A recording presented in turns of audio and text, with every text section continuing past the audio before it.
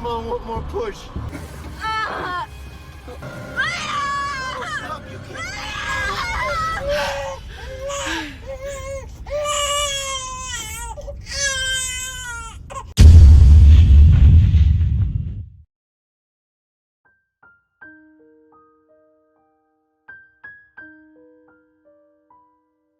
Halo teman-teman semua, balik lagi bersama Babang Andre. Di mana lagi kalau bukan di BM Movies. Kali ini BM Movies sudah merangkum sebuah film yang berjudul Centigrade. Film ini dirilis pada tahun 2020 dengan disutradarai oleh Brandon Weiss dan dibintangi hanya dua pemain utamanya, yaitu Genesis Rodriguez dan Vincent Piazza. Film ini diangkat dari kisah nyata yang terjadi pada tahun 2002. Menceritakan sepasang suami istri yang terjebak di dalam mobil karena terkubur salju sampai-sampai istrinya melahirkan anak di dalam mobil. Wow, ngeri kan? Tanpa bertele-tele, langsung saja kenakan headset, matikan lampu, keraskan volume dan yuk tonton.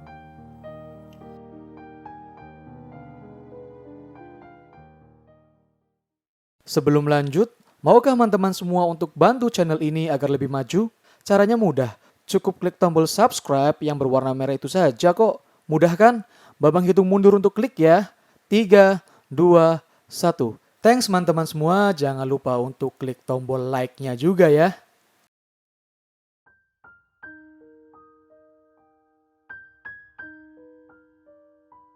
Saat terbangun, Naomi kaget melihat kaca-kaca mobilnya sudah tertimbun es yang beku. Mereka mencoba membuka pintu, namun apa daya, pintu mobil membeku karena suhu yang dingin dan timbunan salju yang sudah mengeras. Naomi panik, namun Matt suaminya berusaha menenangkan istrinya yang panik.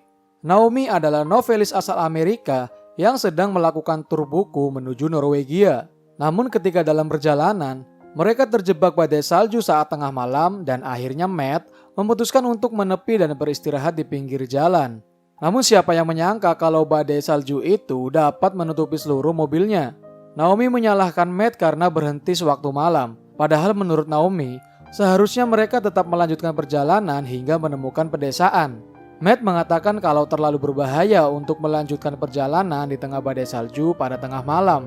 Namun perdebatan ini tak menghasilkan apa-apa karena mereka masih tetap terkunci di dalam mobil dan tak bisa keluar.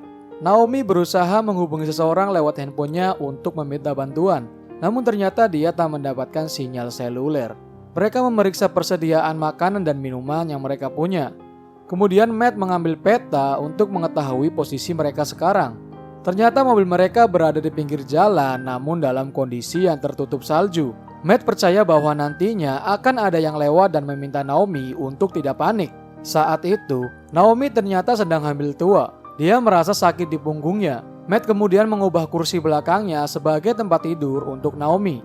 Beruntungnya mereka juga membawa perlengkapan seperti jaket, handuk, dan lainnya. Matt menyalakan sebuah lilin untuk menerangkan mobilnya dan juga untuk menghangatkan tubuh mereka.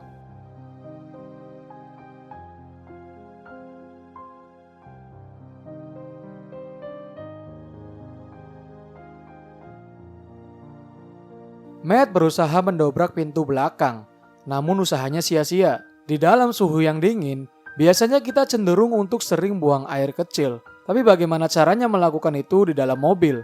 Nah, saat itu, Naomi kebelet pipis. Kemudian Matt menggulung sebuah handuk dan langsung menyuruhnya pipis di handuk itu. Awalnya Naomi menganggap bercanda. Namun karena situasi yang darurat, akhirnya Naomi pun mau buang air kecil dengan cara itu.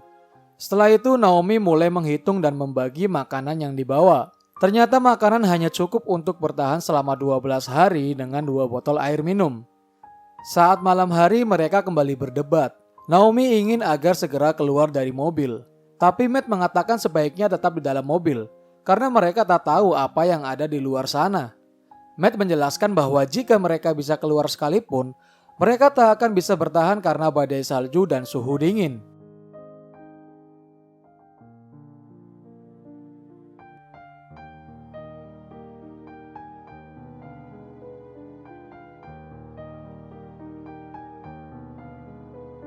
Tanpa diduga, 4 hari sudah mereka lalui.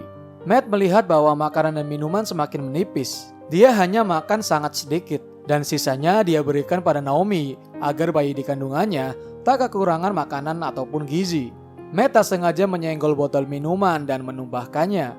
Tetapi Matt justru menyalahkan Naomi karena setelah minum tadi, dia tak menutup botol minuman dengan rapat. Matt kesal karena air minum yang stoknya hanya sedikit itu malah terbuang sia-sia. Hampir mereka berdua bertengkar lagi, tetapi Matt dapat mengontrol emosinya.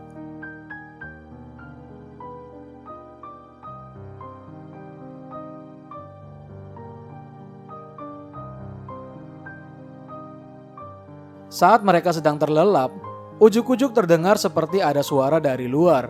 Mereka langsung berteriak meminta tolong dan juga memukul-mukul atap mobilnya. Tetapi anehnya tak ada jawaban apapun dari luar. Ternyata itu bukan suara manusia. Sepertinya suara salju yang bergerak karena angin. Naomi mulai putus asa dan mengatakan bahwa mereka akan mati. Namun Matt menenangkannya dan mengatakan semua akan baik-baik saja. Pada hari ke-7, Matt mencoba membuka kaca mobilnya. Kali ini menggunakan lilin untuk melelehkan sela-sela jendela mobil yang membeku. Naomi yang gabut memainkan handphonenya dan tak sengaja menjatuhkannya. Mantapnya, setelah handphonenya jatuh justru dia mendapat sinyal seluler. Naomi dengan cepat menghubungi ayahnya. Halo. Daddy. Naomi? Daddy, it's Naomi. Tetapi kesempatan itu malah disia-siakan oleh Naomi. Dia malah menangis dan tak segera memberi informasi yang jelas. Belum sempat memberitahu keadaannya, handphonenya malah mati karena kehabisan baterai. Matt kesal. Kalau saja dia memberikan handphonenya pada Matt, bisa saja ayahnya sudah mengetahui keadaannya sekarang dan segera membantunya.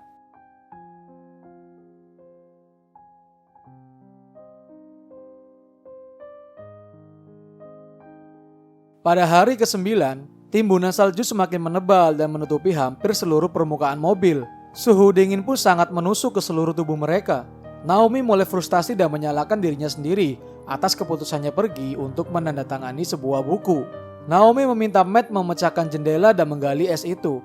Namun Matt menyuruh Naomi untuk bertahan di mobil karena pecahan jendela dapat memicu suhu dingin masuk ke dalam. Mereka saling menyalahkan dan menyesali keputusannya untuk berhenti saat badai salju itu. Di sela mereka berdebat, ujuk-ujuk Naomi mengalami sesak nafas. Naomi meminta Matt mengambil obat di tasnya. Tanpa Babang tahu obat apa itu, tapi terlihat Matt tak suka kalau Naomi mengkonsumsi obat itu. Matt mencoba menanyakan, tetapi Naomi bilang itu rahasia.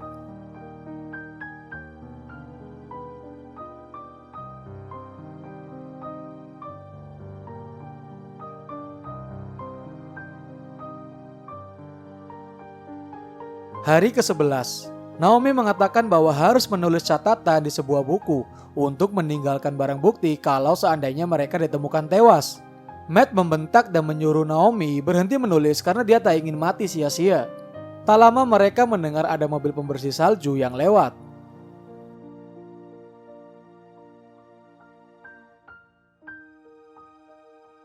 Namun sayangnya pengendara mobil itu tak mendengarnya. Matt kesal dan mengamuk di dalam mobil dan merasa tak berguna menjadi suami. Kemudian dia menceritakan bahwa selama ini dia berbohong pada Naomi. Matt mengatakan kalau dia sedang mendapatkan jatah libur, tapi ternyata dia dipecat. Dia merasa payah dan malu di depan Naomi, apalagi anak mereka akan segera lahir. Akhirnya mereka kembali bertengkar. Matt juga menyinggung soal obat yang dikonsumsi Naomi. Matt pikir dia tak sayang sama bayinya kalau masih mengkonsumsi obat itu. Namun Naomi mengatakan bahwa ia mengkonsumsinya hanya dalam keadaan darurat. Hari ke-15, mereka tak kunjung mendapatkan pertolongan. Kaca jendela sudah mulai terbuka sedikit dan Matt mulai mengkikis salju untuk dikonsumsi. Dan di saat malam hari Naomi menahan sakit, tubuhnya terasa panas seperti terbakar. Karena tak tahan dengan panasnya, akhirnya dia memaksa untuk memecahkan kaca mobil itu. Ketika Matt mendekat, Naomi justru memukulnya. Matt mengira dia akan menggali es itu, tetapi Naomi justru mendekatkan es itu untuk mendinginkan tubuhnya. Matt menduga Naomi hipotermia dan langsung merawatnya. Kejadian ini menurut medis adalah kondisi yang diakibatkan oleh suhu tubuh yang sangat dingin, sehingga dengan alami menghasilkan panas dari dalam tubuh untuk melawan suhu dingin tersebut. Namun sayangnya, panas yang dihasilkan memberi efek seperti terbakar. Namun sebenarnya, tubuh Naomi masih dalam keadaan dingin luar biasa. Setelah kejadian itu, Naomi merasa bahwa dirinya akan melahirkan. Naomi mulai kesakitan dan mengambil posisi yang rileks. Matt juga membantu untuk persalinan itu.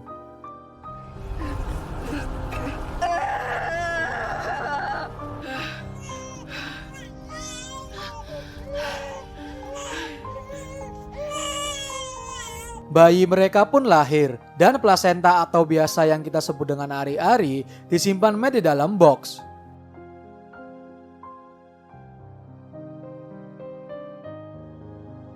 Hari ke-17, Naomi memberi nama anak mereka yaitu Olivia.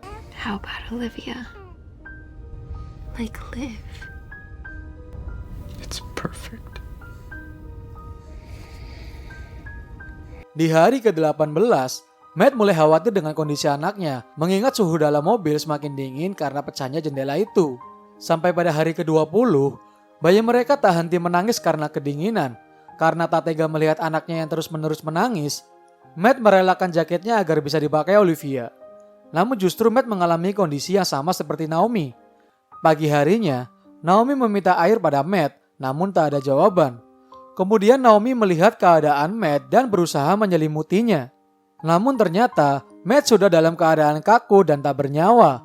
Naomi merasa sedih akan kehilangan sosok suami tercintanya. Naomi terpaksa melanjutkan hidupnya bersama dengan Olivia. Naomi menuliskan semua cerita yang dia alami di sebuah buku catatan. Namun setelah melihat Matt yang sudah tewas, dia justru merobek kertasnya lalu memakannya. Saat malam hari, Naomi mendengar ada suara mobil yang lewat. Namun dia tak kuat lagi untuk berteriak dan kesempatan itu pun sia-sia. Anaknya terus-terusan menangis di saat akan memberi ASI, namun ternyata ASINya tak keluar. Ini disebabkan karena Naomi kurang asupan makanan. Akhirnya dia melihat box yang berisi plasenta atau ari-ari. Demi anaknya, mau gak mau Naomi terpaksa memakan plasenta bayinya sendiri. 24 hari telah dilalui oleh Naomi.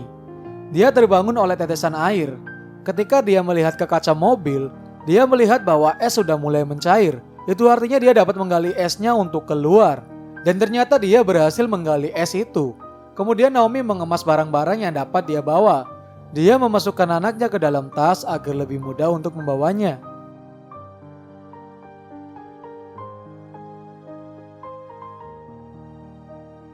Dia berhasil keluar dan meninggalkan Matt yang sudah tewas.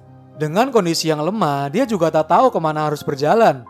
Dengan suhu yang sangat dingin, Naomi terpaksa jalan menelusuri tumpukan salju. Dia terus berjalan bersama bayinya. Sampai dia tersenyum bahagia menemukan adanya pemukiman.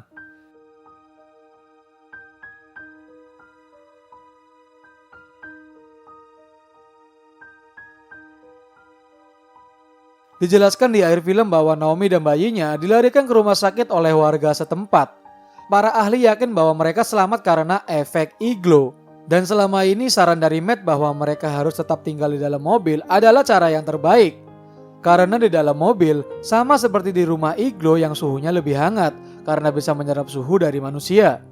Sampai saat ini Naomi masih menulis dan mendedikasikan seluruh karyanya untuk mendiang suaminya.